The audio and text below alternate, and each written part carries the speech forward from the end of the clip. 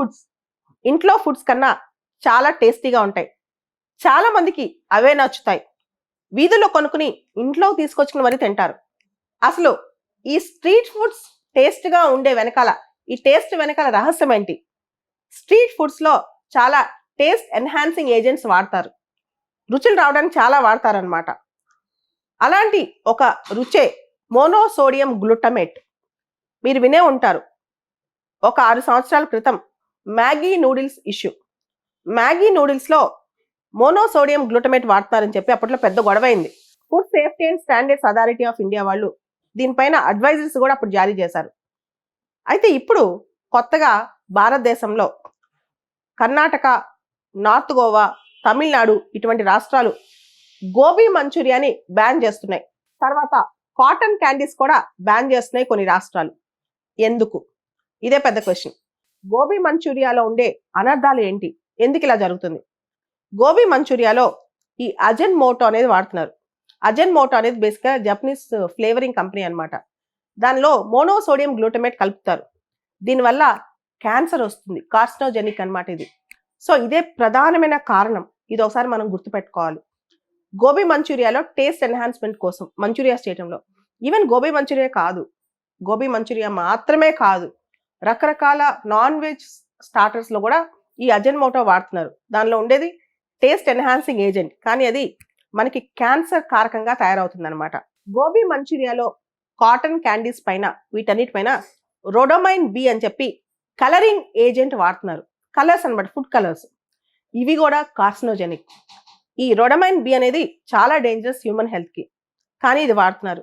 దీనివల్ల రీసెంట్గా నార్త్ గోవాలో ఫుడ్ ఫెస్టివల్ జరిగింది. ఈవెన్ తమిళనాడులో కూడా ఇది బ్యాన్కి దిశగా ముందుకు వెళ్తున్నారనమాట. తెలంగాణలో స్ట్రీట్ ఫుడ్స్ మీద కూడా యాక్షన్ స్టార్ట్ అవబోతోంది. సో ఎవరైనా సరే ఈ కలరింగ్ ఏజెంట్స్, టేస్టింగ్ ఏజెంట్స్, చాలా మంది స్ట్రీట్ ఫుడ్స్తో సరిపెట్టుకోకుండా ఇంట్లో కూడా ఈ టేస్టింగ్ ఏజెంట్స్, కలరింగ్ ఏజెంట్స్ తెచ్చుకుని కలిపేస్తున్నారనమాట, రెడ్గా రావడానికి, కలర్స్ కనిపించడానికి. దీనివల్ల అనర్థమే కానీ మంచిది కాదు హ్యూమన్ హెల్త్కి. Food safety and standards authority of India ప్రకారం, వాళ్ళ రూల్స్ ప్రకారం, రూల్ 16లో ఏ కలరింగ్ ఏజెంట్ అయినా, ఎలాంటి ఏజెంట్స్ అయినా సరే ఒక లిమిట్స్లోనే వాడాలి, లిమిట్స్ దాటి వాడకూడదు. కానీ స్ట్రీట్ ఫుడ్స్లో ఇలాంటి ఎంత లిమిట్స్ పెట్టి వాడుతున్నారని చెక్ చేయడానికి ఎవరు ఉండరు. తెలియక కొంచెం అట్రాక్టివ్గా కనిపించడం కోసం మీరు చూసుంటారు, చికెన్ మంచూరియా, చిల్లీ చికెన్, లేకపోతే గోబీ మంచూరియా, వీటిలో రెడ్గా కనిపించడానికి ఇది ఎక్కువ వాడతారనమాట. Colour enhancing agents, taste enhancing agents, ఇవన్నీ వీటి వల్ల చాలా డేంజర్స్ మొదలవుతున్నాయి. వరల్డ్ హెల్త్ ఆర్గనైజేషన్ ప్రకారం కూడా కలర్ లేదా టేస్ట్ ఎన్హాన్సింగ్ ఏజెంట్స్ అనేవి కొంత లిమిట్లోనే వాడాలి, 100 ppm వరకే వాడాలి, దాటి వాడకూడదు అనమాట. సో కానీ బయట మనకి ఇండియాలో అంగళ్ళలో దాటి వాడుతున్నారు. ఇదే అనర్థదాయకం. రీసెంట్గా ఎపిపిఎస్సి గ్రూప్ 1 టీమ్స్లో కూడా కాటన్ క్యాండీ రీసెంట్గా బ్యాన్ అయింది. కాటన్ క్యాండీలో ఏముండటం వల్ల అది బ్యాన్ అయిందని చెప్పి క్వశ్చన్ అడిగారు. రొడమైన్ బి దానికి ఆన్సర్ అనమాట. సో ఈ food safety and standards authority గురించి, తర్వాత ఈవెన్ ఫ్రూట్ రైపనింగ్, ఆర్టిఫిషియల్ రైపనర్స్ అనమాట. పళ్ళు తొందరగా పండటానికి, ఇప్పుడు మ్యాంగోస్ కానీ ఇతర పళ్ళు పండటానికి రైపనింగ్ వేస్తారు.